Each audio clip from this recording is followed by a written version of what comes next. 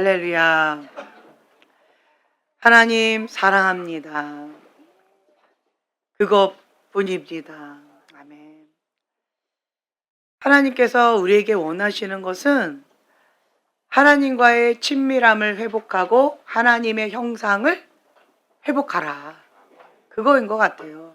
하나님께서 우리를 태초에 천지를 창조하시고 하나님의 형상으로 빚으셨는데 다른 게 아니라 하나님하고 서로 친밀하게 사랑하자는 거예요. 사랑은 주거니 받거니 하는 거예요. 예, 서로 사랑하자. 그리고 하나님께서는 너무나도 사랑하시기 때문에 하나님께서 생각하실 때 최고의 것만 주신 거예요. 이 세상 가운데 가장 아름답게 만드시고 하나님의 형상으로 지음받은 그 사람, 그 최고의 모습이잖아요. 최고의 축복이잖아요. 그리고 모든 만물을 다 만드시고 우리에게 맡겨주신 거예요. 뭐 하라고요? 통치하고 다스리라고요. 마음껏 누리라고요. 그렇게 해주시는 거예요. 그런데 참 인간은요, 모든 것을 다 갖추었는데도 자족하는 법을 모르는 것 같아요. 만족하는 법을 잘 모르는 것 같아요. 감사하는 법을 잘 모르는 것 같아요. 그냥 나에게 없는 것, 그거에만 집중하고 있는 그 사단의 유혹 가운데 계속 기웃기웃거리는 것이 인간의 죄성이라는 거죠. 모든 것 다 주셨는데 딱 하나만 안 주셨잖아요. 그런데 이 인간이라는 게 뭐예요? 그거 하나에 집중하잖아요. 그것이 사단의 전략입니다. 하나님께서 우리에게 주신 것을 계속 헤아려 보는 거예요. 그러면 감사가 넘치는 거고요. 우리에게 없는 것 그거 한두 개에 집중하면 뭐가 올라올까요? 불만이 나오고 원망이 나오고 뭘 못해요? 절대로 못하는 게 있어요. 그게 감사라는 거예요. 그래서 하나님과 더 친밀하게 나아가기 위한 강력한 돌파의 기도가 뭐다? 감사 기도다. 하나님 감사합니다. 이거를 진짜로 감사해서 감사할 때도 있지만 의지적으로 우리가 믿음으로 선포하는 거예요. 그대로 될 줄로 믿습니다. 그러면서 주님 앞에 감사합니다. 감사합니다. 이렇게 해주실 것을 믿고 미리 감사하는 거예요. 그 감사 기도가 결국은 어떤 역할을 한다고요? 돌파. 강력한 돌파 기도가 되어진다라고 하는 거예요. 그래서 내 믿음대로 될지어다. 우리는 하나님께서 그렇게 하실 줄로 믿고 감사를 선포하면서 취하는 거예요. 어떤 목사님이 그런 말씀하셨어요. 지금 현재는 그 컨테이너 박스, 조그만 박스에 거기가 굉장히 지저분하고 사람이 살 곳이 못 된다고 하더라고요. 그러한 곳에 한쪽은 교회 본당, 반쪽은 사택인 거예요. 컨테이너 박스 거기에서 개척교회를 하시는데, 근데 택배 아저씨가 뭔가 택배 전화해 주려고 갔다가 펑펑 울더래요. 펑펑 울어요. 그러면서 본인 주머니에 있는 걸 다 주고 갔다는 그러한 상황인 거예요. 근데 그러한 상황 가운데에서 하나님 나는 정말 이거 목회 실패한 것 같습니다. 라고 나는 여기서 이제 그만하렵니다. 라고 하는 그런 기도를 하고 있는데 하나님께서 너가 여기에서 떠나면 다른 데 가도 똑같다. 여기에서 실패하면 다른 곳 가도 실패다. 여기에서 성공하면 다른 곳 가도 성공이다. 그냥 버텨라. 그 말씀을 주셨다는 거예요. 그래서 그 목사님이 그냥 버텼대요. 그리고 정말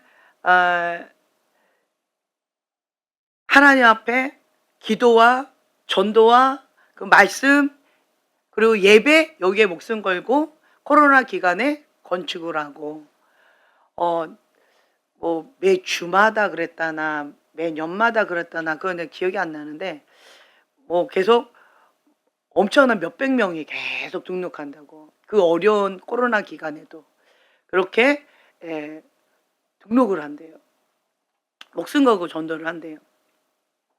그러면서 지금은 엄청난 큰 교회로 성장하고 있는 그런 교회가 되어져서 개척하고 있는 그런 교회에 올챙이적 시절을 생각하면서 이렇게 전도할 수 있도록 도와주시고 그리고 또 전도 지도 주시고 저희 상담실 앞에 보면 파라솔이랑 테이블 있잖아요. 그게 거기에서 보내주시는 거예요. 네. 그리고 전도지 하나 박스도 이렇게 보내주셨는데 거기서 또 그렇게 보내주시는 거예요. 신청하는 모든 교회에게. 그러니까 지금은 많이 상황이 바뀌었다라는 거죠. 근데 그 목사님께서 간증하셨던 것 중에 하나가 뭐였냐면 지금은 그 컨테이너 박스에 쥐가 다니고 완전히 그냥 너무 지저분한 사람이 살 수 없는 그런 곳에서 지금 성도가 거의 없는 거죠. 이제 그런 상황 가운데에 택배 기사가 펑펑 울고 갈 정도로 그런 상황인데 그 목사님이 10년 뒤에 나의 모습은 어떨까? 라고 하나님 앞에 기도를 했는데 딱 그림을 그렸대요. 건축한 큰 교회에서 수많은 성도들 앞에서 설교하고 있는 그 모습을 그림을 그리면서 나는 10년 뒤에는 이런 거가 될 거다. 지금은 뭐예요? 성도도 없고 쥐들이 있는 거죠. 쥐들을 성도 삼아 그냥 설교를 하는 거죠. 그러면서 그 목사님께서 말씀하신 게 10년 뒤에 나에게 주어질 텐데 10년 뒤부터 누리지 말고 지금부터 누리자. 지금부터 누리자. 그래서 10년 뒤에 내 모습을 지금의 내 모습인 것처럼 그렇게 누리면서 살자. 그리고 또 30년 뒤에 나의 모습 그것을 끌어온다는 거예요. 그래서 그것을 지금부터 누리자. 뭐하러 30년 뒤부터 누리냐. 어차피 그렇게 될 건데 지금부터 누리면 되지. 네. 그러면서 믿음으로 선포하면서 오셨는데 정말 그 목사님이 선포한 그대로 본인의 모습이 그렇게 되어졌다는 거예요. 그래서 하나님께서 10년 뒤에 뭐 5년 뒤에 그리고 10년 뒤에 이렇게 해주실 것을 믿고 감사합니다. 나는 지금부터 그것을 감사함으로 누리겠습니다. 그것이 강력한 돌파 기도다라고 하는 거예요. 내 믿음대로 될지어다. 아, 그렇구나. 미래를 끌어와서 지금부터 나의 모습이 그렇다라고 생각하고 누리면서 사는 법. 그거 참 좋다. 좋은 방법이다. 그걸 좀 깨달았어요. 그래서 여러분들이 바라는 모습, 그것을 끌어와서 지금부터 누리면서 믿음으로 승리하는 삶 살길 예수님을 축복합니다. 아멘. 오늘은 20강이에요. 더욱 간절하게 기도하라. 45페이지죠. 더욱 간절하게 기도하라. 사사기 20장 17절에서 23절의 말씀이에요. 이 사사기 시대는요, 암울한 시대요. 자기 소견대로 살았던 그러한 시대라서 무법질서고 악이 그냥 편만했던 그러한 시대였어요. 그래서 레위인도 그냥 악인하고 구별함이 없는 거예요. 구별된 삶 거룩함을 지켜야 되는데 하나님의 사람 레위인 성막에서 주님을 예배하고 거룩하게 그렇게 살아야 될 그러한 레위인도 첩을 두고 그리고 거룩하지 못한 삶을 살아가고 그리고 이기적인 그런 모습으로 또 이스라엘 백성들도 우상숭배와 교만함과 이런저런 악한 죄들을 많이 짓고 있는 그러한 암울한 시대가 바로 사사기 시대지요. 그래서 교만함과 영적인 무감각함, 하나님하고 상관없는 그러한 삶을 살아가고 있는 시대가 사사기 시대예요. 그 사사기 시대의 배경을 우리가 엿볼 수 있는 그러한 하나의 이야기가 지금 여기에 나와 있는데, 이게 기브와 전쟁이라고 우리가 부르고 있는데, 레위인이 자기 첩이 행음을 하고 그리고 도망가 버렸어요. 음란한 행위를 하고 그냥 바람나서 나가버린 거예요. 그러니까 이 레위인이 집 나간 이 창녀 같은 아내를 찾으러 다니는 거예요. 그래서 다시 되찾아서 지금 집으로 가려고 하는데, 그런데 그 기브온 지역에 베냐민에 속하 있는 거기에 이제 하룻밤 묵게 되어졌어요. 근데 거기에서 그 기브온 사람이 내가 너를 상대해야 되겠다. 그건 뭐예요? 네, 남자인데 남자가 너를 범해야 되겠다는 거예요. 나그네가 왔을 때 이스라엘 백성은 극진하게 섬기는 것이 문화인데 그런 선대는 하지 못할 망정 남자가 남자를 범하겠다고 막 공격을 하는 거죠. 그러다 보니까 이 불량배들이 이 레위인을 욕보려고 하니까 이 남자가 나는 냅두고 이 여자나 범해라 라고 하면서 자기 아내를 그들한테 그냥 툭 하고 자기 문 닫아버린 거예요. 그러니까 밤새고 그 여자가 그 불량배들한테 여러 가지 욕도 보이고 비참하게 죽었어요. 그리고 아침에 이제 일어나자 가자 하고 여자를 툭툭 치는데 이미 죽어 있는 거죠. 그러니까 이 레위인이 또 너무 잔인해서 그냥 조금 둥글게 얘기할게요. 어쨌든 그렇게 해서 이 사건을 나머지 형제들 다른 지파들한테 다 보낸 거예요. 지금 이게 말이 되냐 하면서 분노하면서 이거를 보낸 거예요. 그러자 이스라엘 다른 지파들이 같이 연합해서 이제 베냐민 지파한테 세상에 너네 거기에 속해 있는 기브아 사람이 이렇게 했단다. 그 기브아 이 불량배들을 내놔라. 그들을 처벌하겠다. 이렇게 요구했는데 이 베냐민 지파가 그것을 자기를 공격한다라고 잘못 받아들인 것 같아요. 그래서 못한다 하고 그냥 그것을 전쟁으로 끌어가 버렸어요. 그래서 이 베냐민과 나머지 11지파가 싸우는 그러한 장면인 거예요. 그러니까 이 베냐민 지파는 26,000명이 딱 모였고 나머지 지파 11지파가 이렇게 모인 것은 40만 지파예요. 26,000과 40만 잽이 돼야 안 돼요. 안 되죠. 그리고 기브와 사람 이게 왼손잡이들인데 물매에 한번 탁 하면 정확하게 맞추는 그런 강한 용사들, 그 사람들이 700명 이렇게 해가지고 40만 대 이런 소수가 싸우는 거예요. 자, 숫자적으로 우리가 우위죠. 그리고 또 합당한 근거가 있죠. 그러니까 저들은 처벌해야 되는데 기브와 편을 들고 그러면서 우리한테 내주지 않았다. 그러니까 베냐민은 우리가 처벌을 해야 되겠다. 기브아뿐만 아니라 베냐민까지도 우리가 처벌을 해야 되겠다라고 하면서 이제 전쟁이 일어나고 있는데, 그때 이스라엘 자손이 베델로 올라가서 하나님께 여쭈는 거예요. 뭐라고 여쭈냐면 누가 먼저 올라가서 베냐민 자손과 싸우리까? 이렇게 첫 번째 질문을 하는 거죠. 그러자 하나님께서 유다가 먼저 갈지니라 라고 말씀하셨어요. 그래서 하나님께 응답 받았죠.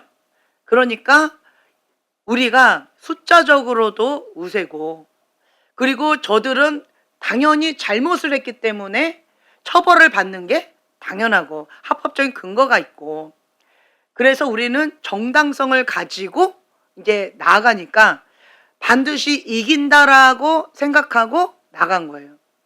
그런데 비참하게 패합니다. 그래서 두 번째, 다시 하나님 앞에 저물도록 울면서 또 하나님께 여쭤봐요. 베냐민 자손과 싸우리까? 라고 또 질문하는 거예요. 그러자 또 하나님께서 올라가서 치라! 라고 말씀을 하셔요. 자, 이번에도 이제 우리가 이길 것이다 라고 하는 마음으로 했는데, 이번에도 또 18,000명이 또 땅에 엎드려져 버린 거예요. 자, 1, 2차 4만 명이 패한 거예요. 그 조그만 26,000명, 700명하고 40만이 싸웠는데, 그런데 4만 명이 다 비참하게 엎드려져 버린 거예요. 이건 말도 안 되는 거잖아요. 그러자 거기에서 울면서 여호와 앞에 엎드려서 날이 저물도록 금식하고 또 번제를 드리고 하나님과 화목해 하는, 친밀하게 하는 화목제를 드리면서 예배를 드리는 거죠. 그러면서 주님 앞에 묻는 거지요.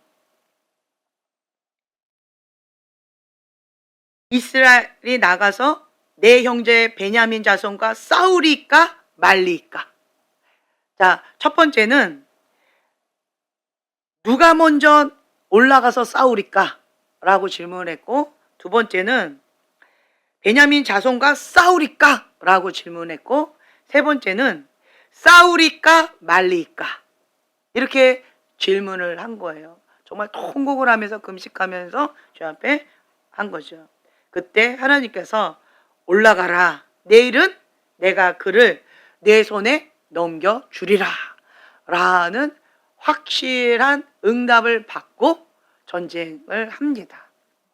그러한 내용인 거예요. 그런데 이스라엘의 연합군이나 베냐민이나 지금 누구끼리 싸우는 거예요? 그렇죠. 형제끼리 싸우는 거예요. 정말 비참한 그런 상황이죠. 그런 내용을 담고 있는데, 여기에는 이것뿐만 아니라 좀 더 깊은 내용들이 담겨져 있어요. 베냐민 지파나 이스라엘 연합군이나 하나님 앞에 범죄하고 있다라고 하는 그런 내용들이 있고, 그리고 정중하게 그 불량배들, 그 기브온 사람들만 내놔라. 그래서 그들만 우리가 처벌하겠다라고 했음에도 불구하고 베냐민 지파는 자기 형제들의 죄를 회개시키기는커녕 그들을 두둔하는 거죠. 우리 친구들 네가 건든다고?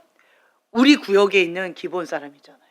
그러니까 여기 내 식구를 건들겠다고? 너가 지금 나하고 공격하겠다는 거야? 라고 하면서 오히려 공격적으로 들어간다는 거예요.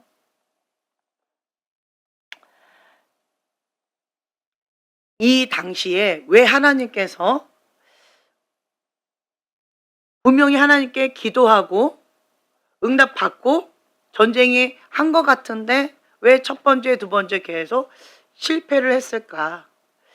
그것이 알고 싶다. 그렇죠? 네. 그래서 오늘 이러한 것들을 알아가 보려고 합니다. 자, 사사기 20장 17절부터 23절 함께 한 목소리를 봉독하겠습니다. 베냐민 자손 외에 이스라엘 사람으로서 칼을 빼는 자의 수는 40만 명이니 다 전사라. 이스라엘 자손이 일어나 베델에 올라가서 하나님께 여쭈어 이르되 우리 중에 누가 먼저 올라가서 베냐민 자손과 싸우리이까 하니 여호와께서 말씀하시되 유다가 먼저 갈지니라 하시니라. 이스라엘 자손이 아침에 일어나 기브아를 대하여 진을 치니라. 이스라엘 사람이 나가 베냐민과 싸우려고 전열을 갖추고 기브아에서 그들과 싸우고자 하매 베냐민 자손이 기브아에서 나와서 당일에 이스라엘 사람 22,000명을 땅에 엎드려 드렸으나 이스라엘 사람들이 스스로 용기를 내어 첫날 전열을 갖추었던 곳에서 다시 전열을 갖추니라. 이스라엘 자손이 올라가 여호와 앞에서 저물도록 울며 여호와께 여쭈어 이르되 내가 다시 나아가서 내 형제 베냐민 자손과 싸우리까 하니 여호와께서 말씀하시되 올라가서 치라 하시니라. 아멘. 아멘. 자, 여기에서는 우리가 좀 여러 가지 관점에서 좀 볼 필요가 있는데요. 하나님의 말씀을 듣고 전쟁에 나갔지만 패배한 이스라엘이에요. 여러분, 우리가 하나님 앞에 말씀을 듣고 응답받고 영적 싸움을 했는데 실패한 경험이 있으십니까? 아니면 이거 하나님의 뜻도 맞는 것 같고 그리고 기도도 열심히 하고 있는 것 같은데 기도 응답이 잘 이루어지지 않는 것 같은 이런 상황 좀 경험해 보신 적 있으십니까? 왜 하나님께서 이런 것들을 허락하실까? 하나님의 뜻은 어디에 있는가? 우리가 이 본문을 통하여서 많은 메시지를 받을 수가 있어요. 이스라엘과 베냐민 지파가 전쟁을 했죠. 그런데 베냐민 지파가 기브아 사람의 편을 들어줬어요. 자, 기브아 사람은 이미 동성연애에 대해서 문화가 돼버린 거죠. 그만큼 굉장히 심판받기 직전에 소돔과 같은 그러한 악이 편만한 그런 상황이었다라고 하는 거고, 그리고 또 레위인은 성막에서 봉사를 하고 있어야 될 거룩한 레위인이어야 되는데 첩을 두고 있었고, 그리고 위기 상황에 자기 목숨을 부지하기 위해서 첩을 그들한테 불량배한테 줘버렸다. 죽으라고 준 거죠. 그렇죠? 굉장히 비인격적이고 그리고 종교 지도층의 부패를 상징하는 그것을 우리가 엿볼 수가 있겠죠. 그리고 또한 베냐민 지파는 불량배들 기브아 사람이잖아요. 그렇죠? 기브아 사람인데 그들을 징계하게 우리에게 달라라고 정중하게 부탁을 했는데 그것을 거절했다라고 하는 것은 공의보다도 자기 식구라는 거예요. 자기 친구라는 거죠. 혈연과 그리고 우리에게 속한 이 사람들을 건든다. 우리의 쫀심을 건든 거다. 그러니까 딱 그거 있죠. 우리 구역을 건들지 말아라.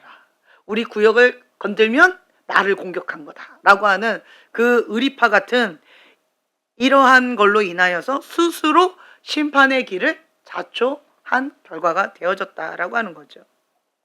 그리고 또한 이스라엘의 연합군은 명분을 중심으로 해서 베냐민 지파까지도 다 멸해버리겠다라고, 자, 하나님께서 베냐민 지파를 멸해라 말씀하신 거예요.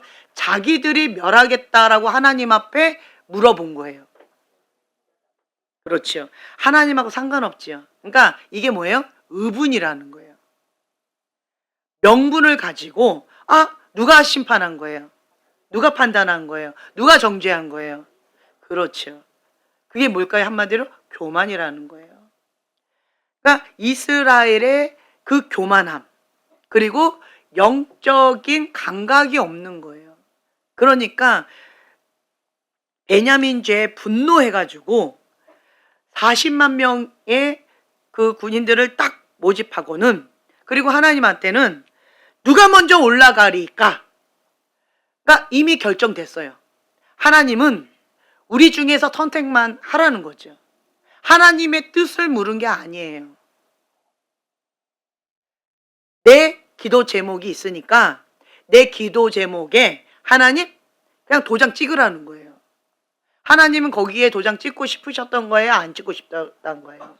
그렇죠. 하나님의 뜻은 거기에 없는 거예요. 하나님은 베냐민을 쳐라라고 하시는 거기에 지금 현재 뜻이 안 나와 있어요.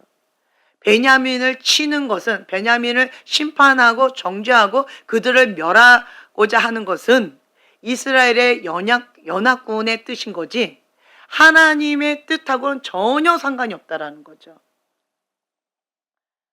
그래서 자기의 의분으로 가족을, 형제를 심판하고 판단하고 정죄하고 너는 죄인이니까 너는 죽어 마땅해. 그러니까 이런 명분을 가지고 의기양양하게 그렇게 하나님 앞에 나간 거예요. 그런데 정작 자기들은 죄가 없었을까요? 있었죠. 영적인 타락이 있는 거예요. 자기 안에도. 그리고 자기 안에도 우상 숭배가 있었던 거예요. 왜 영적인 타락과 우상 숭배가 있었을까요? 하나님께서 가나안 땅을 정복할 때 모두 다 멸절하라고 했잖아요. 그런데 남겨뒀잖아요. 그 하나님이 왜 남겨두지 말라고 하셨어요? 우상 숭배의 씨를 완전히 말리라고 하는 거였어요. 영적인 타락하지 말라고 하는 거였어요. 틈을 주지 말라고 하는 거였었어요. 그런데 기브와 족속을 살려둠으로 인하여서 틈을 줘버리고 하나님 말씀에 순종을 못하는 거가 되어지고 결국은 우상 숭배하는 그 민족과 화친하면서 더불어서 주거니 받거니 하면서 어떻게 되어진 거예요? 부정적인 영향을 받은 거예요. 그러니까 그들과 함께 영적으로 타락하고 우상 숭배로 변질되어 버린 거죠. 그래서 우리는 의롭고 베냐민 족속과 기브아 사람들은 악하다. 이러한 자기 교만이 굉장히 큰 거죠. 그러니까 심판자 자리에 자기가 있는 그러한 교만함, 그리고 영적인 무감각, 내가 큰 죄를 짓고 있으면서도 자기 안에 들보는 보지 못하고 다른 사람에게 있는 티만 갖고 지금 현재 의분으로 명분을 잡고 저들을 치러 갈 건데 누가 먼저 가릴까? 라고 아주 당당하게 하는 거죠. 그리고 자, 교만으로 잡혀 있어요. 그러면 또 아까 26,000명 베냐민 족속을 다 합쳐봤자 26,000명인데 40만 명을 집결을 했어요. 어쩌자는 걸까요? 그러니까 지금 뭘 의지하고 있는 거예요? 하나님을 의지하고 있는 거예요? 내 힘을 의지하고 있는 거예요? 하나님의 뜻을 묻는 거예요? 내 명분을 하나님 앞에 들이대고 있는 거예요? 그렇죠. 지금 그러한 상황인 거예요. 그래서 이러한 상황 가운데 하나님께서 왜 유다가 먼저 올라갈지니라 라고 말씀하셨으면서도 왜 하나님은 그 외의 말씀을 안 하셨을까? 왜 침묵하셨을까? 자, 18절 보면요. 누가 먼저 올라가서 베냐민 자손과 싸우리까? 라고 질문을 했더니 하나님께서 유다가 먼저 갈지니라. 그리고 아무 말씀 안 하셨어요. 이걸 보고 우리는 무엇을 알 수 있을까요? 좋은 질문을 해야 좋은 대답이 나오는 거예요. 하나님은 떡 줄 생각을 안 하고 있는데 떡 먹을 생각을 하면서 지금 자기가 혼자 흥분해 있는 거예요. 그러니까 교만하면요. 볼 수 있는 눈, 들을 수 있는 귀, 깨닫는 마음이 없는 거예요. 그런 상황 가운데에서 하나님은 그 죄악 가운데 있는 그러한 베냐민도 다루기를 원하셨지만 교만과 영적인 무감각으로 인하여서 똑같잖아요. 개친도친, 그렇죠? 우상 숭배로 인해서 영적으로 그렇게 타락한 베냐민 지파나 아니면 이스라엘 연합군이나 하나님 보실 때는 다 악한 거예요. 하나님 앞에 불순종하고 있는 그러한 사람들인 거예요. 그래서 하나님께서는 이 베냐민만 다루고자 하신 것이 아니라 이 자기 기만에 빠져 있는 그러한 이스라엘 연합군도 다루기를 원하셨던 것 같아요. 그래서 하나님은 좋은 질문을 하지 않으면 좋은 대답이 나오지 않는다. 그래서 여러분들은 기도할 때요, 좋은 질문을 해야 돼요. 하나님은요, 침묵을 많이 하시더라고요. 제가 말도 안 되는 쓰잘데기 없는 얘기를 하면 하나님은 침묵을 하시고, 그리고 하나님께서 말씀을 하셨는데 내가 이 핑계 저 핑계 대면서 안 하려고 머리를 굴리면서 하나님 앞에 말씀을 드리면 침묵하셔요. 그러니까 화를 내시는 거나 그러면 안 된다 이렇게 혼내시는 게 아니라 그냥 침묵하셔요. 여기도 보면 하나님께서 이스라엘 연합군들이 한 그 질문 가운데 누가 먼저 올라가서, 우리 가운데 누가 먼저 올라가서 베냐민 지파와 싸우리까? 라고 하는 그 질문을 하나님은 못마땅하셨을 것 같아요. 하나님 앞에 하나님의 뜻을 구하는 것이 아니라 그냥 방법, 내가 싸우기로 결정했으니까 하나님 이 싸움을 이기는 방법을 나한테 가르쳐 주세요. 그리고 우리 편에 서서 그 베냐민 나쁜 놈들을 다 멸하게 하나님 하셔야 됩니다. 이런 거예요. 하나님의 뜻을 묻지 않고 내 뜻만 요구하는 그러한 기도, 하나님께서는 응답하지 않는다라는 거죠. 자, 첫 번째 기도에 하나님께서 유다가 먼저 가라라고 말씀을 하셨지만 내가 원하는 대로 승리하지 못하고 완전히 패했어요. 왜 그랬을까요? 기도 응답이 안 이루어지는 것은 두 가지다 말씀드렸죠. 첫 번째, 기도 제목을 바꿔야 된다. 두 번째, 기도하지 않았다. 자, 어떤 것 같아요? 이 첫 번째는. 그렇죠. 기도 제목을 바꿔야 되는 거였어요. 그런데 하나님께서는 기도 제목을 바꿔라. 너 기도 제목 잘못됐으니까 기도 제목 바꿔라. 그래야 내가 대답해 줄게. 이렇게 칭찬을 하게 말씀하시면 얼마나 좋아요. 그렇죠? 그런데 이 볼 수 있는 눈, 들을 수 있는 귀, 깨닫는 마음이 없는 교만에 사로잡힌 사람한테 매를 든다고 말을 들을까요? 안 들어요. 어떤 분이 저한테 이런 얘기를 하셨어요. 비유적으로 제가 이렇게 얘기를 했더니 그 사람이 못 알아들으면 어떻게 하냐. 그러니까 꼭 집어서 얘기해 주래요. 제가 그래서 뭐라고 얘기했냐면 비유적으로 해도 못 알아듣는 사람이라면 내가 꼭 집어서 얘기해도 그 사람은 못 알아듣습니다. 그 얘기를 했어요. 잠언서에도 보면 지혜로운 자한테 매를 들라고 그랬고요. 어리석은 자한테는 매를 들지 말래요. 왜 그래요? 오히려 더 화를 입는다는 거예요. 들을 기가 없다라는 거예요. 미련한 사람은 들을 기가 없기 때문에 그한테는 그냥 잘한다 잘한다 그냥 그러고 넘기라는 거예요. 들을 기가 없는데. 예전에 그런 우화가 있었는데 어떤 사람이 저는 바보하고는 싸우지 않습니다 라고 얘기를 했어요. 아마 랍비였나? 지금 정확하게 기억이 안 나요. 저는 바보하고 싸우지 않습니다 라고 이렇게 얘기했더니 어떤 남자가 저는 그렇게 생각하지 않습니다 그랬더니 이분이 네, 당신 말이 맞습니다 라고 얘기했다는 거예요. 무슨 말인지 알아들었죠? 그러니까 못 알아듣는 사람하고는 싸울 필요가 없다는 거예요.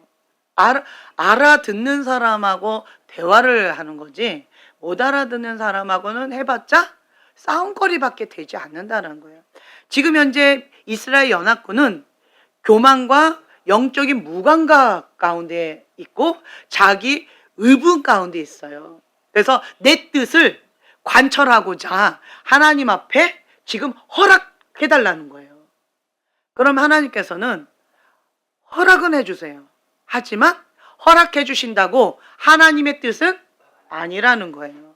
허락해 주신다고 승리가 보장된 싸움은 아니라는 거예요. 근데 하나님께서는 왜 허락하셨을까요? 무엇을 원하셨을까요? 그렇죠. 그 교만함이 전쟁의 패함으로 인해서 박살나기를 기다리신 거예요. 깨닫기를 원하시는 거예요. 그래서 이 첫 번째 기도는 자기 중심적인 기도죠. 내 계획을 확인받는 기도예요. 내 뜻을 하나님 이루어 달라. 자, 뭐가 강한 기도예요? 네, 내 뜻이 강한 거예요. 자기 의가 강한 거예요. 교만이 강한 거예요. 그래서 방법하고 순서만 허락해 달라. 나머지는 내 뜻대로 하겠다. 그러니까 내 뜻에 하나님 맞춰라. 한마디로 그 얘기인 거예요. 그래서 하나님께 온전히 맡기지 않고 내 힘을 믿는 교만한 상태의 그 이스라엘의 모습을 우리가 볼 수가 있는 거죠. 여기서 전쟁을 할까요 말까요 이거는 묻지 않고 있다. 왜 그럴까요? 나는 이미 전쟁을 하겠다라고 결정해버렸기 때문에 그래요. 그래서 하나님한테 통보한 거예요. 여러분, 하나님께는 통보하면 될까요? 안 되는 거예요. 통보하는 것이 아니라 우리는 뭐 하는 자다? 순종하는 자다. 순종하는 자예요. 그런데 이거는 하나님께 통보를 하는 기도였어요. 그러니까 하나님께서 대꾸를 안 하시는 거죠. 유다가 먼저 갈지니라. 그리고 하나님 말씀 끝까지 들어야죠. 또 질문했어야겠죠. 그러면 우리가 이기겠습니까? 저들을 우리 손에 붙이겠습니까? 이게 구체적으로 들어가야 되는데 그거를 안 묻는 거예요. 그래서 그런 상황 가운데에서 하나님 앞에 구체적으로 하나님의 뜻을 묻고 그리고 하나님께서 어떻게 하길 원하시는지 그런 것들을 물어야 되는데 내 뜻을 이미 정해놓고 하나님 이것을 하기 위한 순서와 방법만 가르쳐 주세요 라고 얘기하니까 하나님은 하나님의 뜻은 안 물었으니까 그걸 대답 안 해주시고 그냥 순서만 얘기해 주신 거예요. 유다가 먼저 가라. 내 힘만 믿고 승리의 확신을 가지고 그리고 순서만 묻는 그 교만함이 이게 드러난 거예요. 그러자 결과적으로 어떻게 되어졌어요? 하나님 말씀대로 유다가 먼저 올라갔음에도 불구하고 그렇죠. 2,000명이라고 하는 전사가 죽을 만큼 충격적인 패배가 있었어요. 우리가 이 사건을 통하여서 깨닫는 건 뭐냐면 내 자아가 살아있는 기도, 내 뜻을 하나님께 관철하려고 하는 하나님 내 뜻에 맞춰주세요 라고 하는 이 내 자아가 살아있는 이러한 기도는 응답을 받아도 패배할 수 있다. 하나님의 뜻과는 상관없을 수 있다. 이거를 우리가 배울 수가 있죠.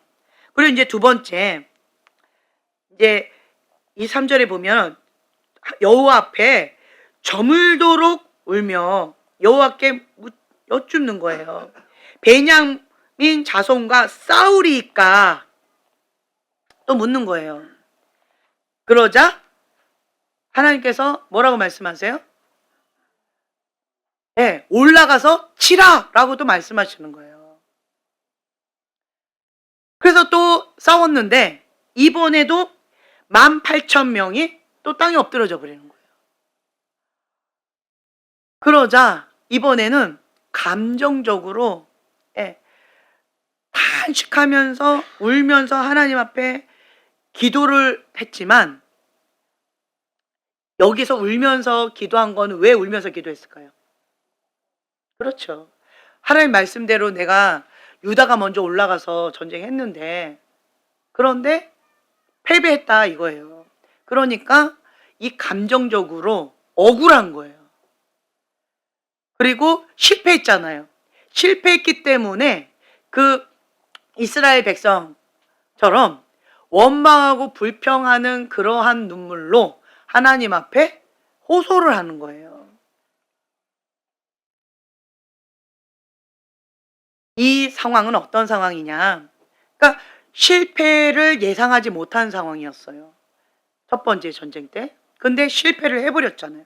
예상치 못한 참패 후 당혹함과 그 깊은 슬픔으로 그냥 날이 저물도록 주님 앞에 울면서 탄식하면서 기도하는 거예요. 마음이 상한 거예요. 슬픔에 빠져서 그렇게 기도하는 거예요. 처음보다는 베냐민 자손과 싸우리까? 라고 묻는 이 질문이 바뀌었죠. 예. 이걸 보면은 우리가 처음보다는 좀 겸손해진 거는 맞는 것 같아요. 그러나 어디에 지금 현재 몰입되어 있어요? 하나님의 뜻에 관심이 있는 거예요? 아니면 내 감정과 내 고통 가운데 더 몰입이 되어 있는 거예요? 그렇죠. 왜 패배했는지 하나님 앞에 묻지도 않아요. 하나님, 왜 패배했습니까? 하나님 말씀대로 내가 순종했는데 왜 패배했습니까? 하나님의 뜻과 내 뜻이 다르니까 패배했을 거 아니에요. 그러면 우리가 물어야 되는데 이 이스라엘 민족은 가인처럼 묻지 않는 거예요. 왜 내 제사는 받지 않으시고 왜 아벨의 것만 받으십니까? 물어야 되잖아요. 그런데 그거는 묻지 않고 왜 패배했는지 자기 자신을 돌아보는 그러한 시간은 빼고 그냥 내가 실패했다라고 하는 그 비참한 그런 감정과 고통 가운데 울면서 기도하는 거예요. 그래서 그 억울함을 호소하는 거죠. 하나님의 뜻은 알아요, 몰라요? 아직 모르는 상황인 거예요. 왜 이런 상황이 벌어졌는지 모르는 거예요. 다만 이스라엘 백성은 뭘 원한 거예요? 전쟁에 승리하는 걸 원하는 거예요. 그냥 승리만 원하는 거예요. 자, 이 두 번째 기도도 응답이 되지 않았어요. 자, 기도 응답이 안 되는 두 가지 이유 중에 첫 번째, 기도 제목을 바꿔야 된다. 그리고 두 번째, 기도의 양이 안 찼다. 자, 어떤 거예요? 그렇죠. 기도 제목이 바뀌어야 되는 거예요. 하나님의 뜻과 내 뜻이 다르다는 거예요. 그렇죠? 네. 하나님의 뜻과 내 뜻이 다르다. 왜 하나님의 뜻과 내 뜻이 다른지 그거에 대해서 물어야 되는데 다만 나는 내가 실패했다는 거예요. 내가 고난당했다는 거예요. 나의 전우들이 4만 명이나 지금 1차, 2차 통틀어서 4만 명이나 죽게 되어졌어요. 그러니까 패배를 한 그것 가운데 그냥 실패감으로 그냥 슬픔에 빠져 있는 거죠. 첫 번째 전쟁 끝나고 나서. 그래서 감정에 치우쳐서 하나님 앞에 매달리면서 두 번째 기도를 한 것이다.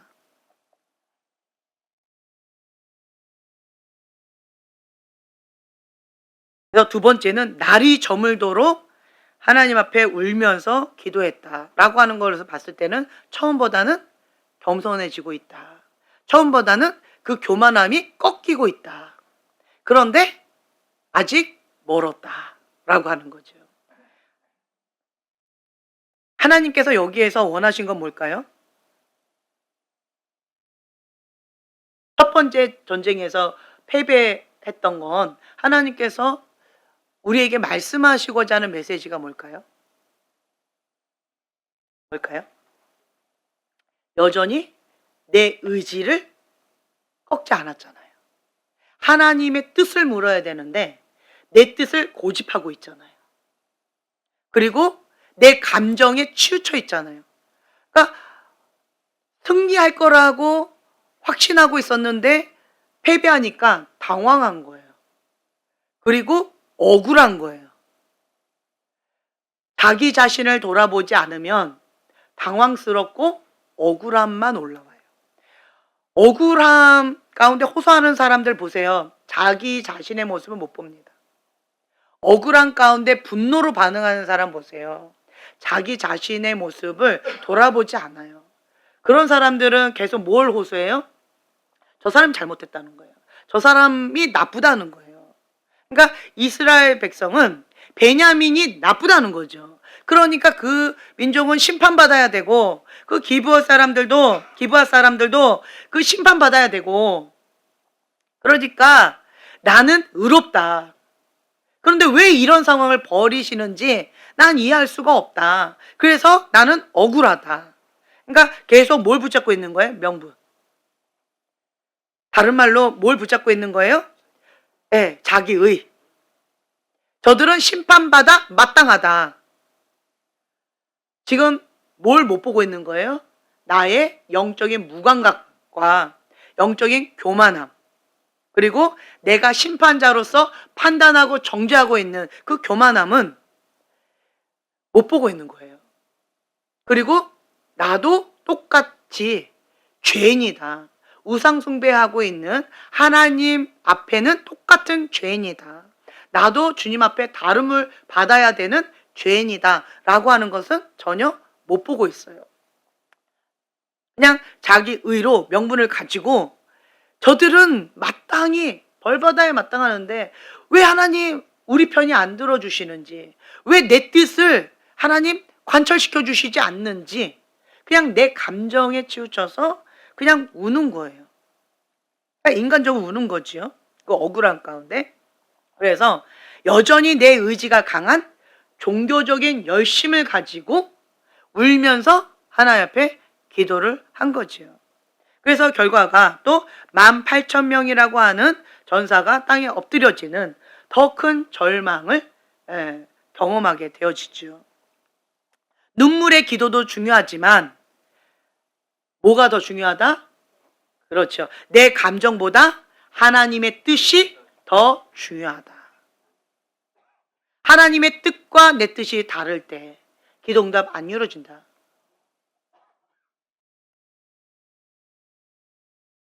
그래서 이번에는 세 번째, 이제 하나님 앞에 또 묻는 거예요. 세 번째 묻는데 뭐라고 묻느냐? 우리가 다시 나아가 내 형제 베냐민 자손과 싸우리까 말리까? 이제야 하나님의 뜻을 묻고 있어요. 싸우는 것이 하나님의 뜻입니까? 아닙니까? 왜 첫 번째, 두 번째는 이거를 안 물었을까요? 그렇죠. 내가 심판자잖아요. 베냐민이 잘못했잖아요. 그러니까 이거는 마땅히 싸워야 되고 마땅히 저들을 멸해야 되는 거예요. 그러니까 싸우리까 말리까 이거를 물어보지 않은 거예요. 그런데 이제는 아주 완패를 했잖아요. 첫 번째, 두 번째 전쟁을 통하여서 아까 4만 명이 사망을 했어요. 베냐민은 몇 명이었다고요? 26,000명이었어요. 그런데 우리 편에서 4만 명이나 죽은 거예요. 너무 비참한 거죠. 우리 편은 몇 명이었다고요? 40만이었어요. 그런데 저 조그만 그 전사들한테 우리가 완패를 해도 이렇게 비참하게 완패를 하니까 이거는 너무 이게 와르르 다 무너져 버리는 거예요. 자, 여러분, 실패가 다 나쁜 게 아니라는 거예요. 완벽주의는요, 왜 완벽주의인 줄 아세요? 실패를 두려워해요. 완벽주의는 왜 실패를 잘 안 하는 줄 아세요? 딱 계산을 해요. 실패할 거는 아예 시도 자체 안 해요. 딱 계산을 해서 완벽하게 승리할 것만 시도하고요. 딱 계산해봐서 이거 될까 말까 하는 건 아예 시도 자체를 안 해요. 그게 완벽주의예요. 그래서 완벽주의가 가장 두려워하는 것 중에 하나가 실패예요. 내가 바닥치는 거, 나의 비참한 모습을 직면하는 거, 그거를 너무너무 힘들어요. 이 완벽주의, 이 옥의 티, 부족한 모습, 이거 약간 빗나간 거, 그거 흠난 거, 흠집 난 거, 이 완벽주의는요, 그거를 못 견뎌요. 그거 못 견뎌요.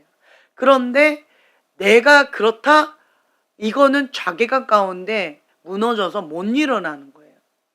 그런데 하나님께서 그 완벽주의한테 반드시 시키는 게 있어요. 뭘까요? 네. 왜 실패가 그렇게 싫다고 하는데 왜 실패를 허락하실까요? 하나님 의지하게 하려고. 또 왜 그러실까요? 여러분, 내가 바닥을 안 치면요, 바닥 친 사람 공감해 줄 수 있을까요?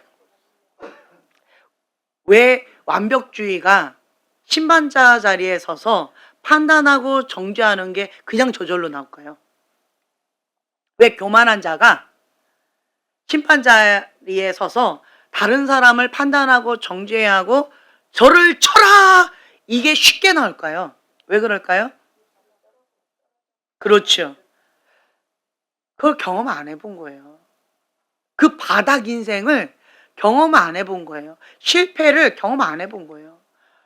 그냥 하면 되지. 왜 못 일어나, 왜? 이 바람이 부는데 왜 다 자빠져 있어, 왜? 어?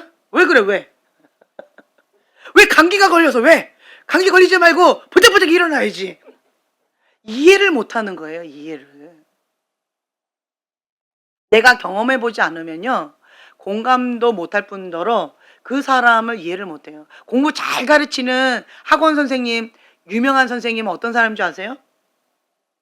그렇죠. 학창시절에 공부 못했던 사람. 그런 사람들이 유명한 학원 강사예요. 왜 그럴까요? 학원에서 기초반이 많아요, 고급반이 많아요? 기초반이 많거든요. 책도 기초책이 많이 팔리고 고급책은 별로 안 팔려요.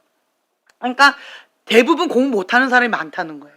그 공부 못하는 사람의 심리를 잘 파악하고 왜 못하는지 그거를 가려운 데 긁어주는 거예요. 그 사람이 왜 못 따라오는지, 숙제를 줬는데 그걸 왜 못하는지 공부 못하는 사람은 아는 거예요. 그거를 왜 넘어져, 왜 그걸 경험 못한 사람은 이해를 못해요. 하면 되지. 이거 시험 왜 빵점이에요, 왜 빵점? 아니 최소한 10점은 맞아야지. 이게 뭐야, 이게 공부 안 했잖아. 저 밤새고 공부했는데 그런데 어떻게 10점을 맞아? 이거는 인간이 아니야. 넌 머리 달린 거야? 이거 이해를 못해요. 네. 그런데 공부 못하는 선생님은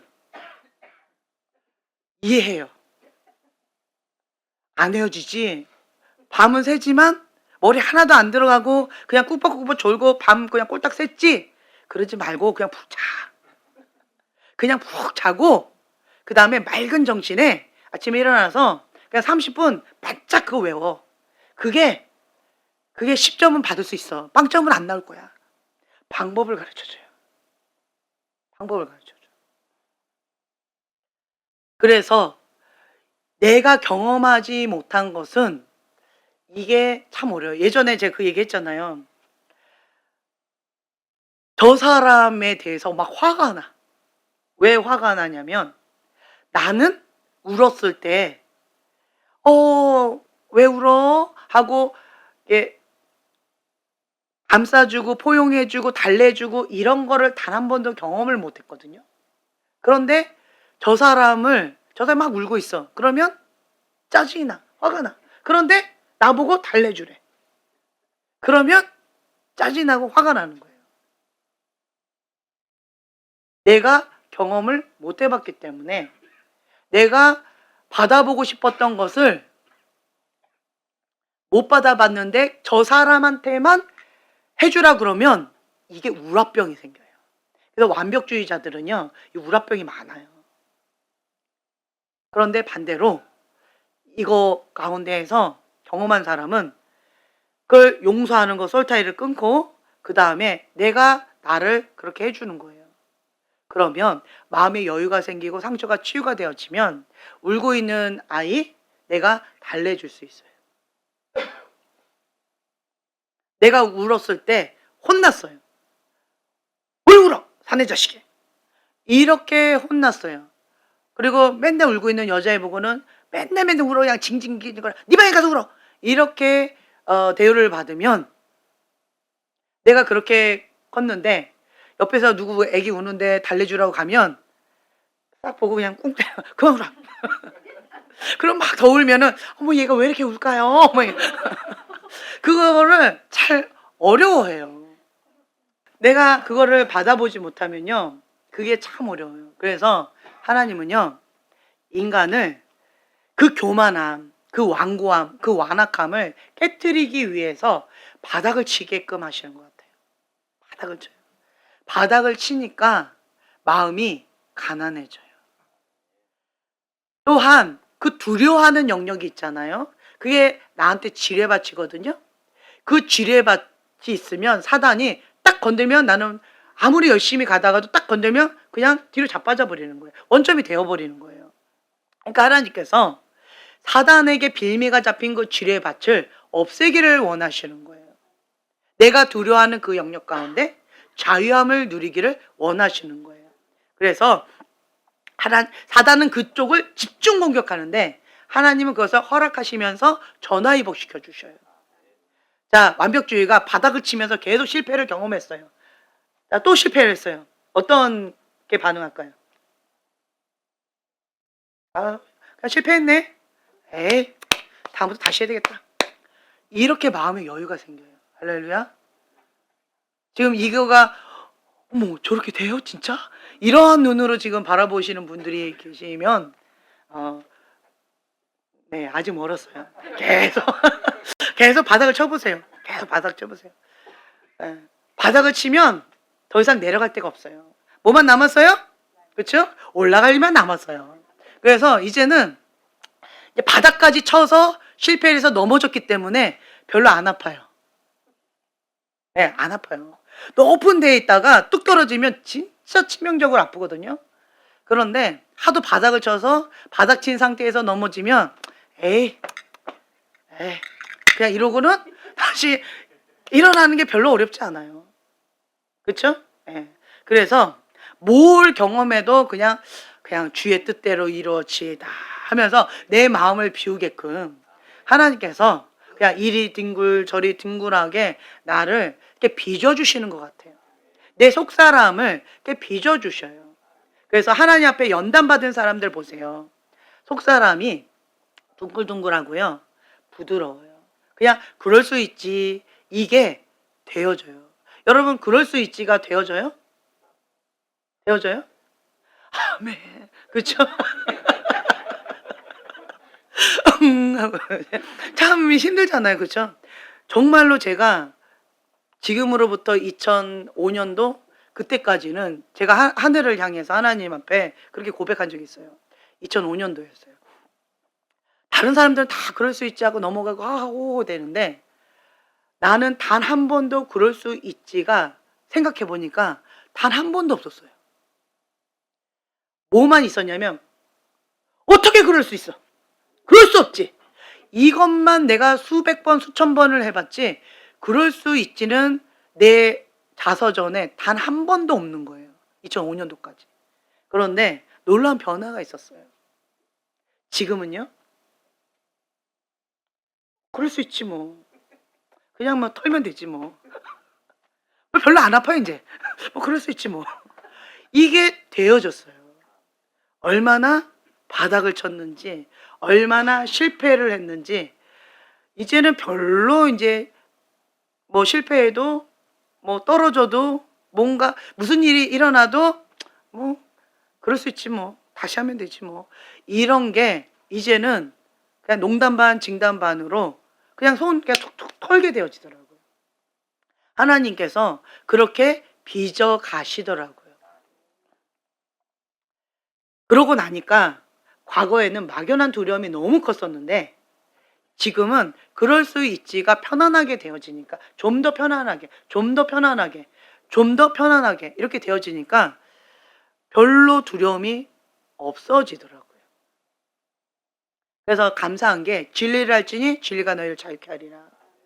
사단은 내가 두려워하는 그 영역 가운데 집중 공격을 하는데 이제는 내가 두려워하는 영역들이 점점 희미해져 가니까 집중 공격할 게 별로 없고 사단이 또 이렇게 공격한다 할지라도 그냥 왜 이래 툭 예수님을 대적해 버리고 예, 이게 별로 어렵지가 않더라고요. 왜요? 이제는 그것이 구멍이 아니고 지뢰밭이 아니니까 이 대적할 수 있는 힘이 이제 좀 더 강해지더라고요.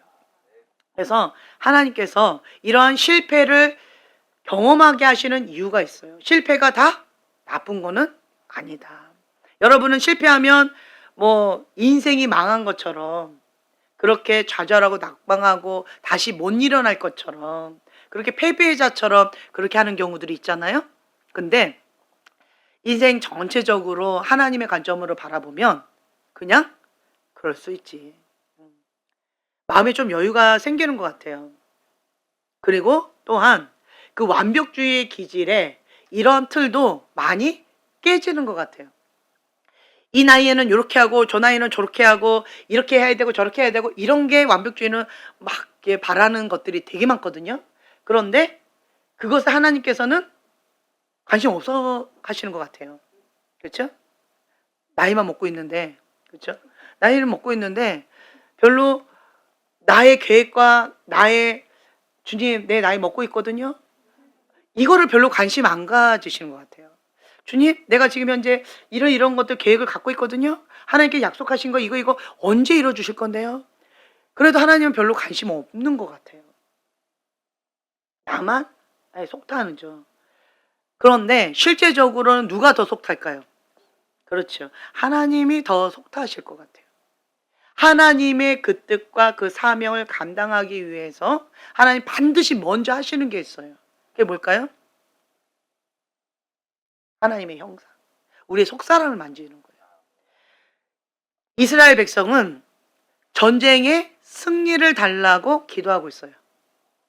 승리 못했다고 비참하게 감정적으로 토로하면서 억울해하면서 그렇게 하나님 앞에 울부짖고 있어요. 근데 하나님은 거기에 관심이 없는 것 같아요. 승리하냐 패배하냐 전쟁에 나가냐 안 나가냐 여기에 별로 관심이 없는 것 같아요. 하나님께서 진짜 원하시는 건 뭘까요?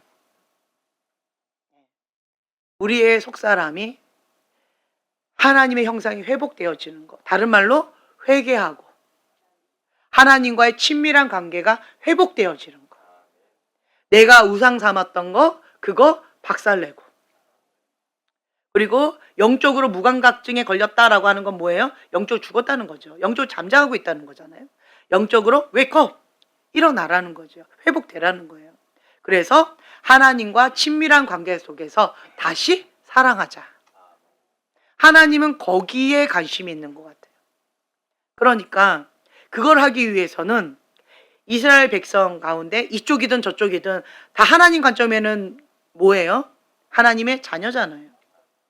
자녀끼리 싸우는데 큰 놈이 이길까요? 작은 놈이 이길까요? 하나님 입장에서는 그래 작은 놈이 잘못했으니까 큰 놈은 조금 잘못했으니까 죽여라 이렇게 말씀하고 싶지 않으실 것 같아요. 부모가 되어지면 그죠 아프죠. 큰 놈하고 작은 놈하고 싸우고 있으면 아프죠.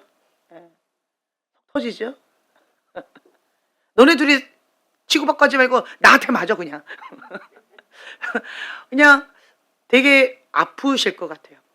그러면서 하나님께서는 이 상황, 이 지금 현재 사단이 밀가부르는 서로 형제끼리 싸우고 있는 그리고 악 가운데 치다르면서 이 사사시대 그러한 정말 악으로 가득 찬 이런 상황 가운데에서 하나님의 백성, 하나님의 자녀들도 악 가운데 악으로 박치고 있는 이런 상황 가운데 하나님께서 진짜 원하시는 것은 누가 이기느냐 지느냐 누구 편 들 거냐 하나님한테 그걸 묻고 있는데 하나님은 누구 편이 아니라 서로 그 악에서 나와라. 회개하고 돌이켜라. 나하고 다시 친밀한 관계 회복하자. 거기에 마음이 있으신 것 같아요. 그래서 세 번째는 이스라엘 백성이 여기에 화목제를 했어요. 하나님과 화해하는 거예요.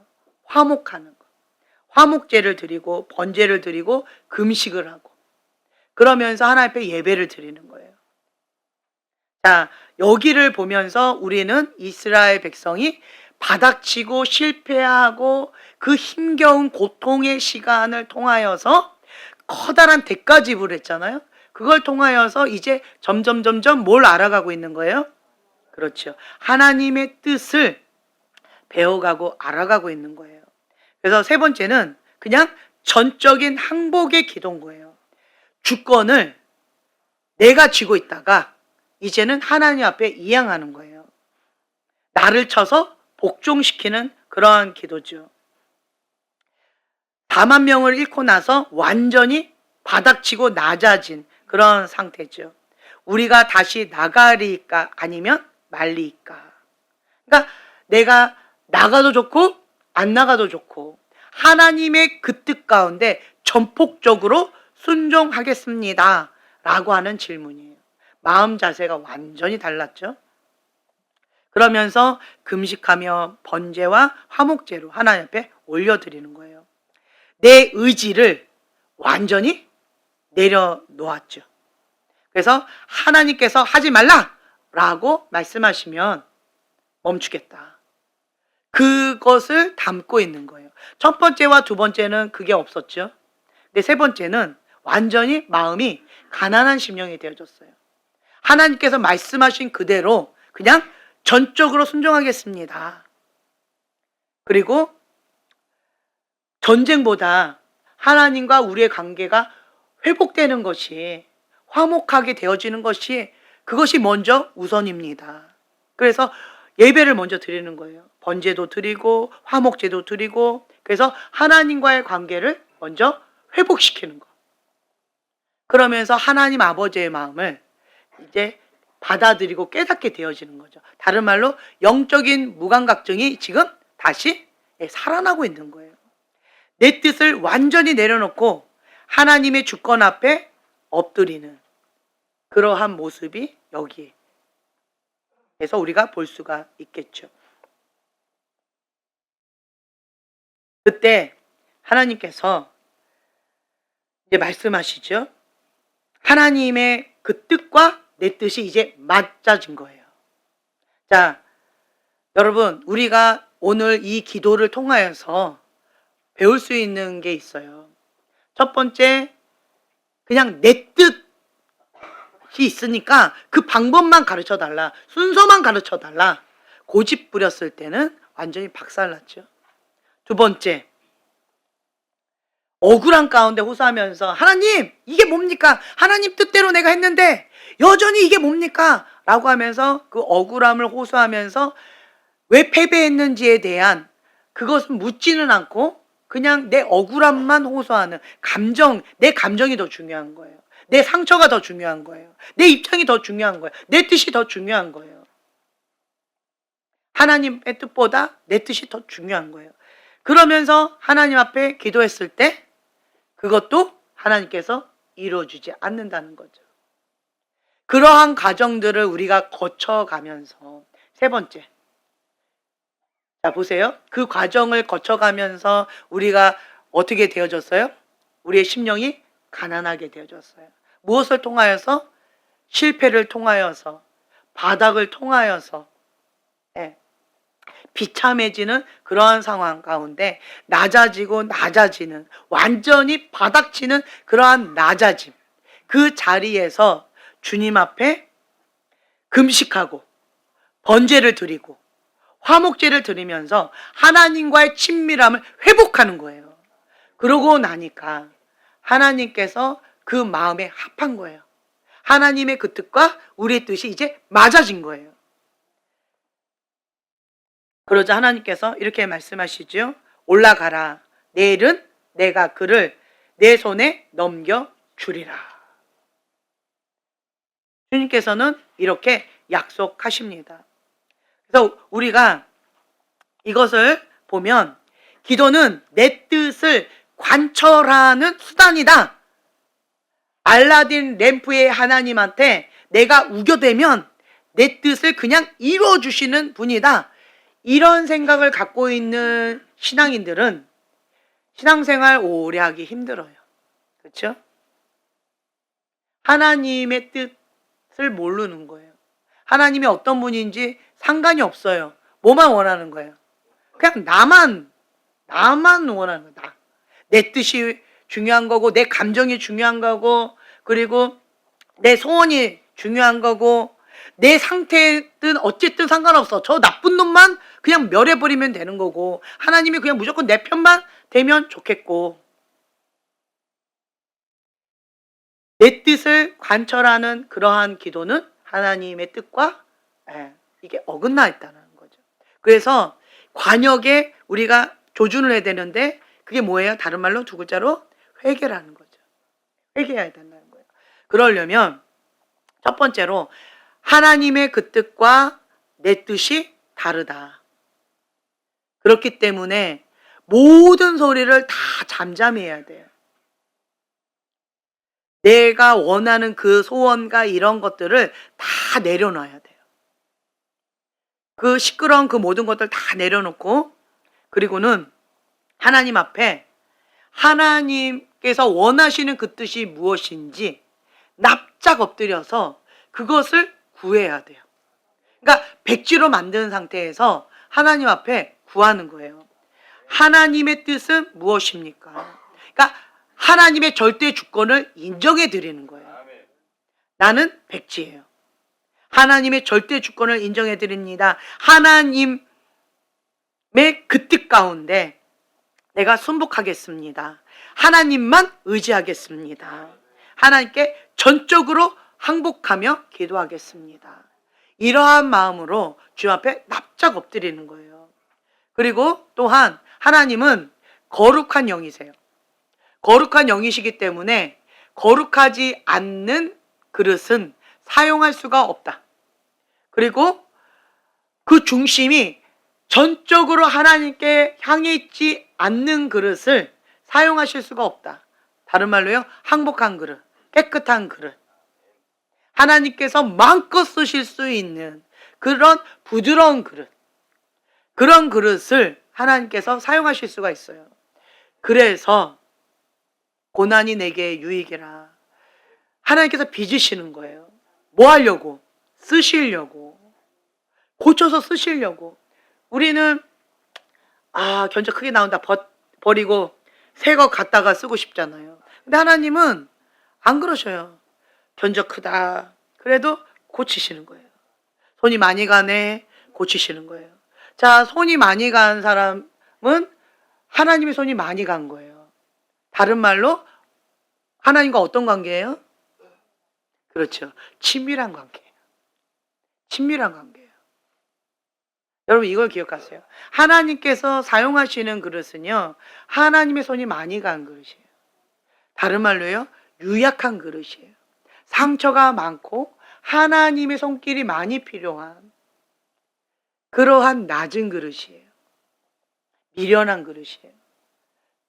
힘이 없어요. 하나님한테 전폭적으로 의지하지 않으면 살 수 없는 그러한 그릇이에요. 그러한 그릇이 하나님 손이 많이 가잖아요. 그렇죠? 우리는 손이 많이 가면 귀찮아할 수 있겠지만 하나님은 손이 많이 가니까 더 많은 관계 가운데, 친밀한 관계 가운데 그렇게 딱 가는 것 같아요. 그 향료값을 깨뜨렸던 그 마리아처럼 너무 유약하니까 예수님 없이는 살 수가 없는 거예요. 그런데 그 주님의 손길을 한번 경험하고 나니까 이 여인은 어떻게 했어요? 죽음까지도, 그 무덤까지도 두려워하지 않고 가잖아요. 제자들은요, 무서워서 못 갔어요. 그런데 이 여자는 예수님을 너무 사랑하니까 죽음도 두려워하지 않고 군인도 두려워하지 않고 가장 먼저 무덤에 가서 예수님을 찾잖아요.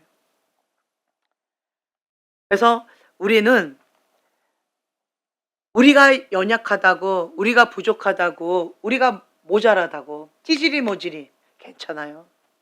괜찮아요. 하나님은 그러한 자를 사용하셔요. 항복한 그릇, 거룩한 그릇, 하나님께서 마음껏 쓰실 수 있는 그릇. 내가 연약하기 때문에 예수님이 더 필요하고, 나는 사랑 없이는 살 수가 없는 존재이기 때문에 하나님의 사랑이 더 필요하고, 하나님을 전폭적으로 의지하는 그러한 자들, 그런 자들을 하나님이 더 기뻐하신다는 거예요. 여러분들이 하나님에 대해서 아셔야 될 게 뭐냐라고 한다면, 세상의 관점으로 하나님을 바라보면 하나님을 이해할 수 없어요. 완전히 반대가 많아요. 찌질이 모질이 세상에서는 상종을 안 해요. 그런데 찌질이 모질이라 할지라도 하나님의 기준에 맞으면 하나님은 가장 귀하게 사용하신다는 거예요. 하나님께서 사용하시는 그릇은 금그릇, 은그릇, 존귀한 그릇이 아니더라고요. 어떤 그릇이에요? 네, 항복한 그릇이에요. 깨진 그릇이에요. 연약한 그릇이에요. 하나님의 손길이 없으면 살 수 없는 그러한 그릇이에요. 그러한 그릇이라면 찌질이 모질이라도 하나님은 사용하시는데, 그런데 중요한 거, 하나님의 손이 터치가 되면 찌질이 모질이가 어떻게 되어져요? 장군이 되어지는 거예요. 찌질이 모질이가 어떻게 되어져요? 그 세상에서 잘났다라고 하는 그 잘난 것들보다 이 찌질이 모질이가 하나님의 손에 붙들리면 강자가 된다는 거예요. 지혜로운 자가 된다는 거예요. 하나님이 높이시는 자가 된다는 거예요. 하나님의 사람은 머리가 되지 꼬리가 되지 않아요. 하나님의 사람은 지도자예요. 그래서 이러한 내가 연약한 자다라고 하는 것을 하나님께 인정해 드리고, 내가 지금 현재 이러한 상황 가운데 은혜로 주 앞에 쓰임받고 있다라고 하는 그 겸손한 마음을 잃지 않는다면 주님 앞에 끝까지 존귀한 그릇으로 쓰임받을 수 있다는 거예요. 그래서 하나님께서는 지금 이 본문의 말씀을 통하여서 우리가 깨달을 수 있는 거는 뭐냐라고 하면, 뭘 깨기를 원하신 거예요? 교만함이잖아요. 교만하면 쓸 수가 없어요. 교만한 사람들의 특징이 뭐냐면 내 뜻이 이미 정해져 있어요. 이미 다 결정돼 있어요. 거기에 하나님 보고 맞추라는 거예요. 하나님한테도 명령하고 하나님한테도 지시하려고 하는 게 교만함이에요. 겸손한 자는요, 하나님을 전폭적으로 의지해야 되니까 내 뜻이 없어요. 내가 결정한 게 없어요. 그냥 하나님의 그 뜻 가운데 순복하고 따라가는 거예요. 그러한 겸손한 그릇을 하나님께서는 찾고 계시는 거고, 지금 이렇게 첫 번째 실패하고 두 번째 실패를 경험하게 하시는 그 이유가 여기에 있다. 우리는 하나님을 잘 모르니까 오해를 해요. 하나님, 내가 나름대로 응답받고 이렇게 기도했는데 왜 이렇게 됩니까? 내 잘못은 돌아보지 않고, 그리고 하나님 앞에 원망하고 불평한다라고 하는 거죠. 그 원인은 누구한테 있는 거예요? 나한테 있는 거예요. 내 교만함이 있다라는 거죠. 내 안에 판단하고 정죄하는 자기 의가 강하다는 거죠. 그 심판자의 자리에 내가 있고, 그 완벽주의로 하나님으로부터 오지 않은 것들로 내가 나를 스스로 괴롭게 하고 다른 사람도 괴롭게 하고, 내 자기 의분으로 정의감에 막 불타올라서 저 사람 매우 쳐라 라고 하는 이런 것들, 그러니까 영적으로 무감각하고 하나님의 그 뜻은 알지도 못하면서 내 의지만 가지고 내 의만 가지고 그렇게 열심히 특심으로 나아가는 것, 그게 한마디로 교만함인데, 이러한 교만한 자는 하나님께서 사용하실 수가 없다는 거예요. 하나님께서 이 바닥치는 이러한 상황 가운데에서 이스라엘의 연합군에게 원하신 건 요거였던 것 같아요. 그게 뭐예요? 겸손함.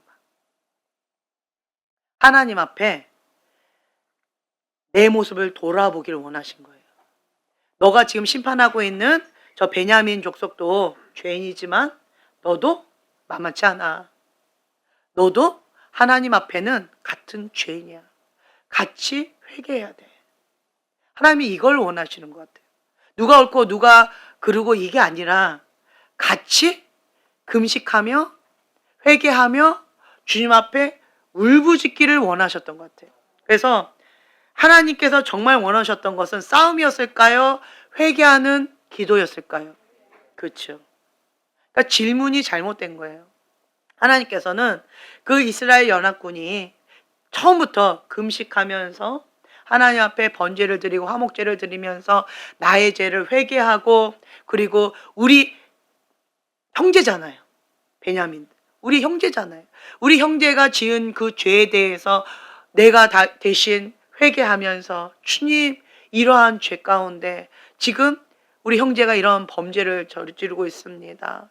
나 또한 하나님께서 우상 숭배하지 말라고 했었는데, 영적으로 깨어있으라고 했는데 영적인 무감각증에 걸리고 우상 숭배하면서 영적으로 우리가 깨어있지 못했습니다. 레인으로서 거룩하게 구별되게 그 하나님께서 주신 그 성막을 지키면서 거룩하게 했어야 되는데, 그런데 이러한 죄 가운데에서 자기 소견대로 자기가 옳은 대로 그냥 자기 멋대로 신앙생활하면서 내가 옳다라고 그러한 자만한 가운데 빠졌습니다. 지금 우리가 지금 산으로 가는지 배로 바다로 가는지 지금 엉망진창이 되어졌습니다. 주님 불쌍히 여겨 주시옵소서. 주님 앞에 회개하면서 나아가길 원하지 않으셨을까, 그런 생각이 들어요. 그래서 하나님께서는 형제끼리 가족끼리 싸우는 게 아니라 어떻게 하기를 원하실까요? 회개하기를 원하신다라는 거예요. 내 죄 그리고 너의 죄, 우리의 모든 죄를 회개하기를 원하시는 것 같아요. 그래서 이걸 통하여서 바닥치면서 비참해지면서 그렇게 엎드려지는 이러한 것들을 통하여서 우리가 깨닫는 게 뭐냐라고 한다면, 이스라엘 백성은 하나님 없는 정의를 부르짖었어요. 그리고 베냐민 족속은 하나님 없는 의리를 부르짖었어요. 둘 다 공통점이 뭐예요? 그렇죠. 하나님 없는 정의, 하나님 없는 의리, 이것이 충돌이 일어난 거예요. 그럴 때 비참한 결과를 맺게 되어진다. 그래서 하나님의 주권을 인정하고 하나님의 그 뜻만 이루어지도록 우리가 납작 엎드려서 항복한 그러한 기도를 했다면 이러한 상황은 이루어지지 않았을 것 같아요. 지금 이러한 상황이 우리 지금 이 상황하고 많이 비슷하지 않을까요? 그렇죠? 그래서 오늘은 이 기도를 좀 했으면 좋겠어요. 주님, 우리 나라와 민족을 불쌍히 여겨 주시옵소서. 회개의 영을 부어 주시옵소서. 하나님의 백성이, 하나님의 자녀가, 그리고 하나님의 교회가 깨어있지 못하고 있습니다. 나부터가 주님 앞에 깨어있지 못하고 있습니다. 주님 용서하여 주시옵소서. 역대하 7장 14절의 말씀처럼 내 이름으로 일컫는 내 백성이 그들의 악한 길에서 떠나 스스로 낮추고 기도하여 내 얼굴을 찾으면 내가 하늘에서 듣고 그들의 죄를 사하고 그들의 땅을 고칠지라. 아멘. 주님, 이 말씀 가운데 우리가 주님 앞에 회개하며 나아갑니다. 주님의 얼굴을 찾으며 나아갑니다. 스스로 낮추고 기도하며 주님 앞에 긍휼을 구합니다. 우리의 죄를 사하여 주시고 우리의 땅을 고쳐주길 원합니다. 우리가 악한 길에서 떠나 스스로 낮추고 기도하며 하나님의 얼굴을 찾고 찾사오니 주님 무엇보다 회개의 영을 부어주시고 긍휼을 베풀어 주시옵소서. 우리가 주여 세 번 부르짖고 기도하겠습니다.